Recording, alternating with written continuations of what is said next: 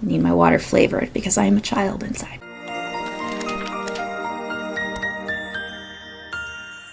Hey darling, Boyce here. Welcome back to my channel. Here it is my goal to help you find your next book obsession.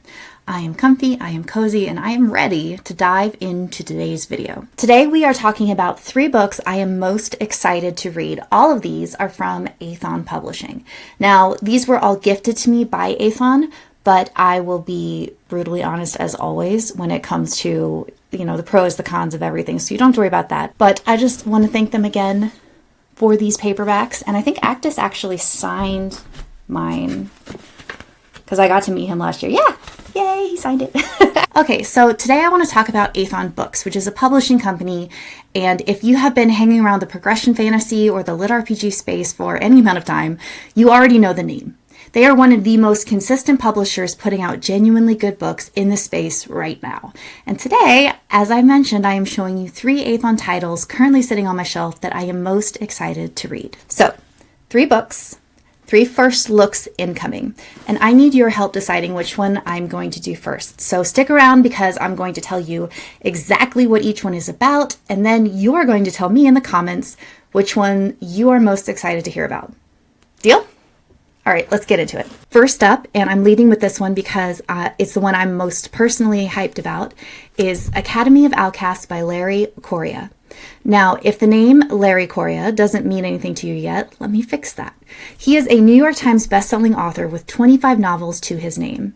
He's best known for Monster Hunter International, a massive urban fantasy series, and Saga of the Forgotten Warrior. The man knows how to write. And Academy of Outcasts is, as far as I can tell, his first venture into progression fantasy, and this published through Aethon in October of 2025. So, I'm going to read you the book description.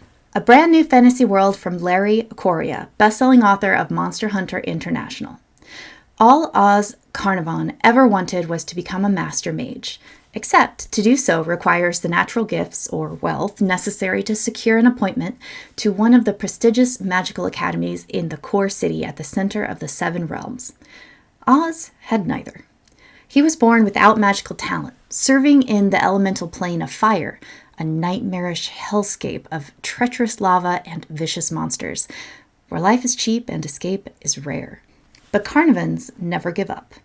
When Oz fakes his death to get out of his family's contract and crosses the Nexus Gate to sneak into the core, everything seems to be going according to plan, until he gets blamed for an assassination attempt on the Fire Realm's ambassador.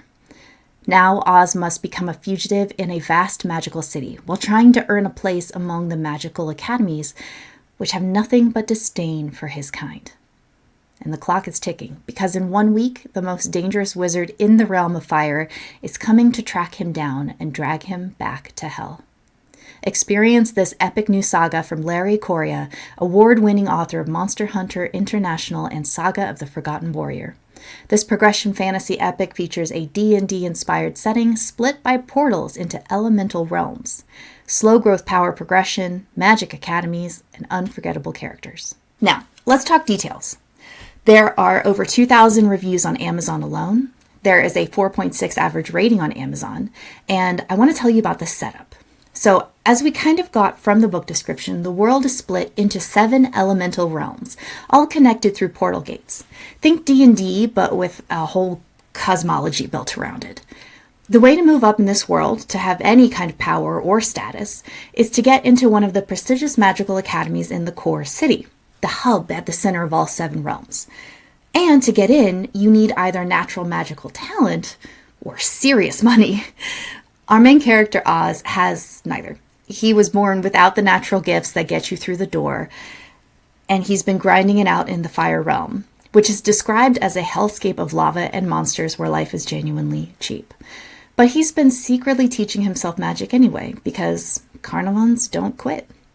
So he fakes his own death, sneaks through the Nexus Gate into the core, and is about 30 seconds away from his plan actually working when he gets framed for that assassination attempt on the Fire Realm's ambassador. Now, what I love about the premise is that the stakes are stacked in a really satisfying way. It's not just underdog tries to get strong, it's underdog is actively being hunted while trying to get strong in a place that hates him. Readers who've already gotten to it are saying the pacing doesn't let up, that the supporting cast is genuinely memorable. There's a character named Trax, who's basically an amphibious humanoid shark, and people are losing their minds about him.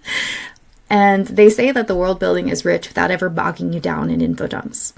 The comp titles I found floating around for this one are A Darker Shade of Magic and A Deadly Education, which, if those are your books, you should already be pulling this up on Amazon. Just go for it. And if you've been wanting to get into Correia's work but didn't know where to start, reviewers are specifically calling this one accessible, even if epic fantasy isn't normally your bag. Now, Book 2, Magic and Bullets, drops May 2026. So if you start now, you've got enough runway to be caught up right before Book 2 hits. This one, I am thinking I'm probably going to do the full first look on this one first, unless you tell me otherwise. So why am I excited about this? Well, here's what's up. I'm excited for this one because the author's track record is impressive, and I cannot wait to dive into his newest work. He's not a debut author figuring out how to pace a story. I mean, he already knows how to do that. So the question isn't, can this guy write? I mean, we know he can. The question is, what does he do with a genre built around power progression and world systems? Now, from everything readers are saying, the answer is that he does it without letting the mechanics swallow up the story. The progression is there, but it doesn't get in the way of you actually caring about Oz. The setup just hits all my buttons. I mean, I'm a sucker for underdog stories, especially when the underdog earns their power. I love it when the MC is actively outmatched and has to be clever or stubborn to survive. Oz is operating in a world that was never built for him, in a city that doesn't want him, all while being hunted. I mean, that's a lot of pressure on a character, and it makes every small win feel earned. I also think that the world concept is genuinely cool. 7 elemental realms connected by portal gates with a hub city. There's so much room to explore there, and reviewers are already saying Correia is clearly holding things back for future books, which tells me he's probably going to play the long game with this one, and I love that. Am I still recording? Or am I going to panic? Okay, good. I'm still recording. We can keep going. Okay, next, let's talk about Downtown Druid by C.B. Titus. Now, from everything I can tell, this one is for my grimdark people, my anti-hero people, I want a morally complicated MC who actually has teeth people. So let's talk about this book, and let's dive into the book description. This is an action-packed new progression fantasy from C.B. Titus, the best-selling author of Armor and Dead Man Walking. Tagline: locked away, left to die. He'll master his powers to survive, then thrive. Betrayed by his former gang and thrown into the Rend-Hold underprison, Dante has spent the last 5 years scraping by. A bastard of human, orcish, and elvish blood, he's lived on the periphery of the periphery, lying, cheating, and stealing to survive. After a run of bad luck, he's made a powerful enemy who seeks his head. But that's where his rise to power begins. Thanks to an unexpected alliance with a fanged friend, the druidic powers locked within him come to life. He has all the tools he needs to turn things around. He just needs to master them. Because you can never underestimate a street rat. Don't miss this progression fantasy series, perfect for fans of Dishonored, The Black-Tongued Thief, The Lies of Locke Lamora, and Baldur's Gate. More about the series. A slow burn progression fantasy focused on an anti-hero MC with a code rising through the criminal underworld of a city-state using newfound powers and quick wits. That is a long sentence. MC's powers will develop slowly, but he will use them in creative ways to get ahead, and in the meantime, he'll do whatever it takes. Okay, so let's talk about details. Dante is a combination of human, orc, and elf, and he's a street criminal who gets betrayed by his crew and thrown into a magical prison called the Rend-Hold Underprison, where he's been scraping by. He's got no power, no allies, and a powerful enemy who wants him dead. Then 2 things happen. He befriends a rat, literally a rat, named Jacopo, and the rat ends up being the unlikely key that unlocks the druidic powers sitting dormant inside of him. I love that. I mean, the companion isn't a wolf or a dragon, it's a fucking rat. That tells you a lot about the tone of the series right away. So what does a druid do in a criminal underworld? It turns out quite a lot, and in ways you wouldn't expect. The magic is nature-based and territorial. Druids spread, they grow, they put down roots, which maps onto a criminal empire in a really interesting way. Because by book 3, Dantes is carving out territory in a city-state, managing turf, dealing with a criminal organization called the Fingers, and using powers in creative, strategic ways rather than just acquiring more power and punching things harder. The series is explicitly framed as a slow burn. This is not a MC gets overpowered in chapter 3 story. The powers develop deliberately and slowly, and he uses his wits as much as his abilities to stay ahead. Readers who bounced off it tend to flag the early pacing. Apparently the prison setup is kind of a slow start, but the ones who stuck with it say it hooks you hard once it gets moving.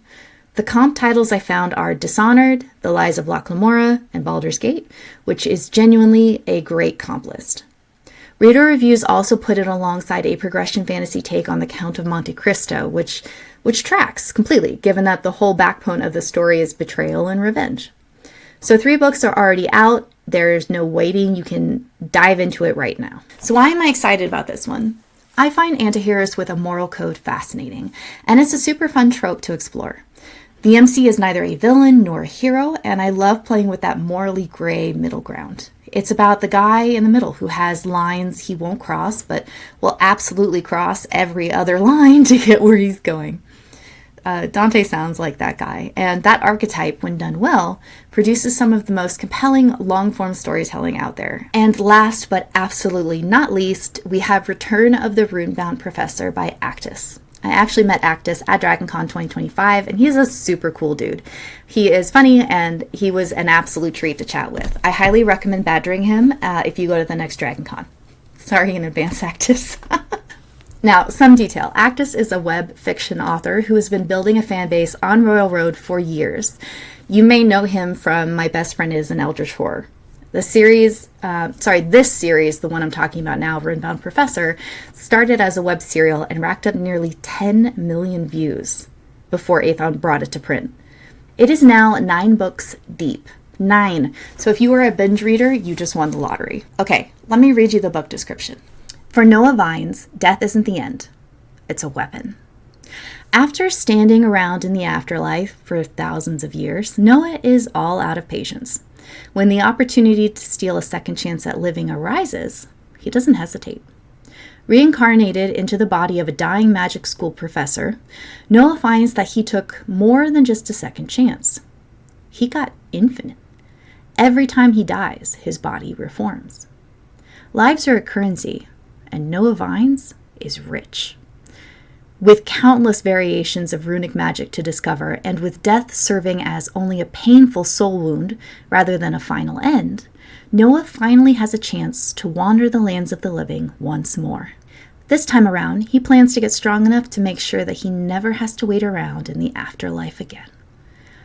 Don't miss the next hit progression fantasy series from Actus, best-selling author of My Best Friend is an Eldritch Horror, featuring a strong, intelligent protagonist, a detailed runic magic system, loads of power progression, and so much more.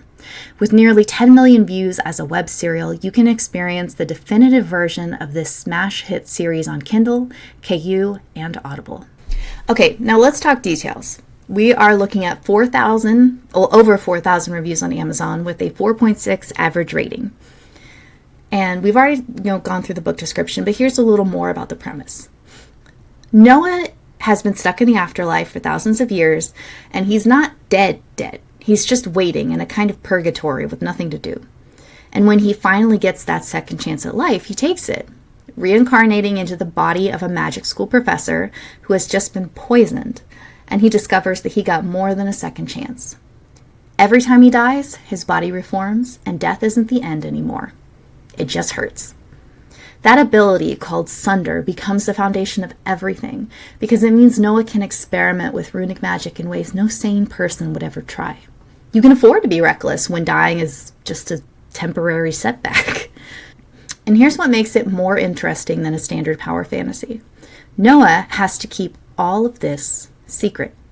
He's now living inside a dead man's life, teaching at a magic school, pretending to be a professor.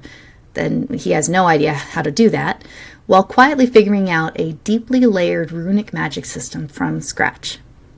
His students don't know who he really is.